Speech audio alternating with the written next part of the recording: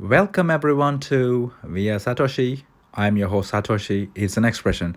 So today is the 25th of October 2021, and the title is dramatic. So currency is not money. So the people who are actually listening to this video or decided to check the title, what's this guy talking about? What? Currency is not money? So before we go into this deep jungle of what is currency, what is money, and all these things, and anyway, the people who already know, I got some more surprises in the bag. So please stay with me and subscribe to my channel and also like my videos. Please leave comments and so that I can be motivated more to do more of these videos, the educational content. And also, as a disclaimer, not a financial advisor, so please do your own research before do any investments. So the market last week looks great. Bitcoin surpasses all-time high again.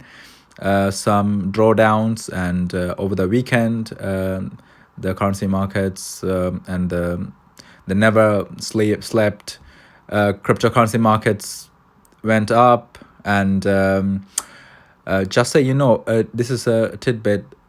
The Bitcoin actually closed the historic all-time high weekly candle. So Bitcoin never finished above $60,000 on a weekly candle. That means on a Sunday, never before.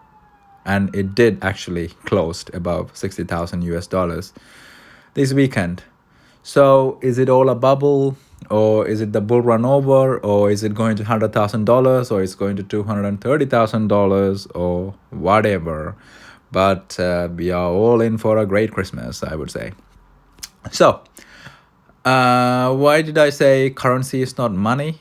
I just like a dramatic title, clickbait. Not really. So let's go back into the basics. The world's reserve currency has been always switching for thousands of years. As we all know, gold was the favorite exchange of commodity a long time ago, Egyptian times and all that great malarkey, I would say. And then the British Empire grew, and the pounds were once upon a time the reserve currency. Before that, the Dutch money, the money belongs to the Netherlands. I'm just not sure what it was called. That was the reserve currency of the world. Then in the late 18th and the early 19th century, the US dominance started to become very powerful, and they did some sneaky stuff and became the reserve currency of the world. So this is why they managed to putting sanctions on all the countries, and all that kind of thing, because petrol and petroleum products are sold in US dollar. All right, I'm not going to go deep into this politics, so let's cut back to the chase. So long time ago, that means like 70 odd years ago, there was an agreement called Bretton Woods Agreement. So all the big nations came together and decided to use US dollar as the reserve currency of the world. So rather than I am exchanging in some currency of my country and someone exchanging pounds of Britain in their currency and US dollar, and you get the point, Russian rubles, it's also confusing. So what OPEC did was, OPEC is the corporation of the oil producing economies. They came together and decided to use one currency, that was the US dollar. So you have to pay in US dollars in order to buy oil. So that means that countries has to go to US Federal Reserve, which is the central bank of United States of America, and buy US dollar from them, and also then pay. This means that the US dollar demand went up skyrocketing. So US had control over economies of the foreign nations. At the same time, they had massive demand. So that's that. So the Bretton Woods Agreement is actually signed by these countries in US, in Bretton Woods, saying that every dollar would be backed by physical gold. And the place in US called Fort Knox. So the US will save gold in there, but I guess everyone has to believe US at the time. Okay, we will tell you that we have enough gold. No one can just go and audit, but I guess everyone believes US. And then you can actually sell your dollars and get gold back. So that's the whole point of it. So that means if everyone decided to sell the dollars into the US Fed, they have to have the gold to give it back. So that's kind of what the agreement was. And I'm sure that they just thought that, okay, not everyone is going to sell it. But again, who knows? They actually had gold backing all the US dollars. So rather than everyone carrying gold around, everyone carried US dollar around. So that's more convenient, I guess. And then that means you are actually having a currency which is backed by gold, and gold has an intrinsic value. So here we go. This is the point I'm coming to. The difference between money and currency is money has intrinsic value where currency doesn't. So what's a currency? Currency is like an exchange of goods and services. Like US dollar, Great Britain pound, Russian ruble, euro, and Japan yen, and all these kind of things are currencies. And if they're not backed by anything, then they're just currencies. Just the word of the government. Oh, okay, please use this, and we will back it up.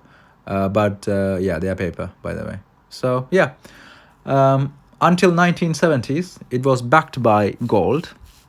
So what happened was FDR, Franklin Roosevelt, the US president at the time when Bretton Woods was signed, they decided a price for gold, and they just bought all the gold from the US citizen. And at the time they said that holding gold was illegal. So they just bought all the gold from the citizens of United States, and then they backed it up all by US dollars. So they gave the US dollars to them. And I guess that, not sure what happened, but US decided to do some spending, and this means that the countries who were holding the US dollars didn't like it, so they decided to cash out their gold by giving the US promissory notes, or the US dollars, and the US didn't like it. So what they did, the President Nixon in the 1973-4 period decided to remove gold standard. So US dollar was removed from the gold standard. Hurrah! So that's it. Here we go. No limits. They just broke the agreement, and anyone can print any amount of money, and it started then. So no control over it. And this is now going for like almost 50 years, right? They recently celebrated the 50th anniversary of the gold was removed out of the gold standard. So what this is that gold actually kept US dollar pegged to some value. Now it doesn't have any value because it doesn't backed by anything. And since the USA was created in the late 17th century, the 18th century, it lost almost 99% of its purchasing value, and it's still losing more because it's a compound thing. So for example, when the 2008 crash happened, 2008-9 crash happened, the banking crisis happened, where the Bitcoin started to, the white paper was released, the US global debt was $9 trillion approximately. At the moment, the US debt is $26 trillion. The debt to GDP ratio of USA, because the reason I'm talking about US, because this is the global reserve currency. So everyone is pegged to it. So some hiccup in the US economy or US dollar, everyone is in for a rampy ride. The debt to GDP ratio is around 135%. What that means is the economy is, say, 100 billion or $100 trillion, the debt is $135 trillion. Usually it's around 50 to 60%. But then they just, on the peak of the crisis, the pandemic, they just printed money unlimitedly, almost 25% per year. And at the moment, that has come down to around 12% per year. But on average, if you see, since the 2009 crash, the inflation or the currency printing is around 8%. So on the peak it was 25%, and on average it's around 12%. So 8 to 12% at the moment. So this is the scary part here. Even if you work so hard, earn your money and put it in the bank and do nothing, you will be losing around 8 to 10% of your value every year. And that compounds. So for example, you put £100 in your bank, you don't get any interest whatsoever at the moment. And then your money's purchasing value end of the first year will be £90, and then will be £81, and then so on. And then by the end of a decade, 10 years, half of your money's value is gone. So what to do now? Like, do I just save the money, hard worked money, and just like literally see it like rode away? And unfortunately, that's the case. The manipulation is a big deal, and no one wants to talk about it. And they're saying the CPI, the Consumer Price Index, inflation is a joke, because the government picks what it is that it wants to put it in the basket. So the things that it measures the currency inflation against, and they don't talk about house prices and all these things that are more essential for people. They just pick the things that it suits for them, and even then the inflation is around 3 to 4 to 5%. That's still really, really high. And that's a massive problem at the moment, because the governments are printing money and they don't know how to get out of this. And this is not only US, the European government, the British government, they're all doing this. And the people who actually work hard on the bottom level of the society, the ordinary people like you and me, we were not told about these things. They're just literally printing away money, and it's really scary. And when things get leveraged, the bankers can make millions, and if everything goes wrong, you get your money back, because the government will bail you out. So this is pretty scary. And is it like the solution is to go into Bitcoin? I won't say that, but seems like that's one of the solutions. Because, for example, this guy, the famous Michael Saylor of MicroStrategies, a billionaire, who is taking a massive bet, is one extreme of things. So he used to say this analogy. I'm just trying to explain as close as you can. The metaphor is, so $1 million he keep on his backyard, and the government will come and take 10% of it and burn it every year. They are talking about 20% real terms inflation, but say 10%, okay? So you keep your money, every year they come and burn 10% out of it. And by the time 10 years comes, 50% of the money is gone. And then 75% of the money in the next 10 years gone. So this is kind of what's happening at the moment if you don't do anything about it. You have to be proactive about it, but then there's a lot of other things you can do, like stocks and shares, Bitcoin, gold. But unfortunately, gold is underperforming at the moment, because the paper gold, that means like the futures market and the leverage market, there's more paper gold than actual gold. So the gold price is massively suppressed, and it's very hard to understand and play around with manipulation, because there's billions and trillions of dollars playing in the market, and the people who with hundreds and thousands of pounds, which is literally being like played around by these big corporates. It's very unfortunate, but that's how life is, and get to solve it, and just like you have to outthink them. But this one was one of the things, the Bitcoin and the cryptocurrencies, the way that the retail outthought the institutional investors, and they are kind of slowly catching up to it.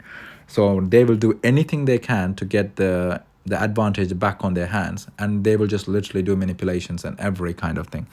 One of the things that I'm really worried about, these coins like Dogecoin and Shiba Coin, they're pumping again.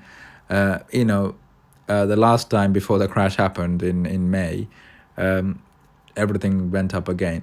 Just make sure before you invest, just make sure you invest in something valuable, has something backed by, or don't complicate it too much. If you're going to go into cryptocurrency, just go to Bitcoin. Again, it's not investment advice. I'm just giving you like my opinion. Just see why, because you don't, if you're going to invest on something and you won't be able to sleep peacefully at night, then you haven't invested on the right thing. So yeah, think about all these things and do some research and learn some things about it, and also post your comments under the video and let me know what other topics that you would like to learn about, and I'll try to do my best to create those videos. And thank you for listening to Via Satoshi, and I'll catch up with you guys soon, and let's rock the world.